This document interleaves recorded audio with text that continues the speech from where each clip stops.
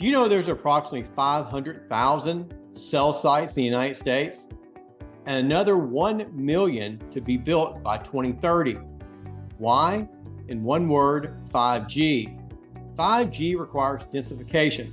Simply stated, that means a lot more cell towers to be built across the United States so 5G can work properly.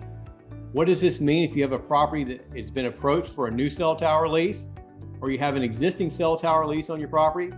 It means your property is more valuable today than it ever has been.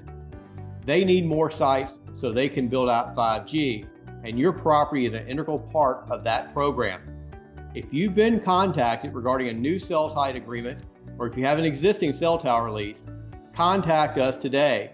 Get more money, get a better lease, get vertical.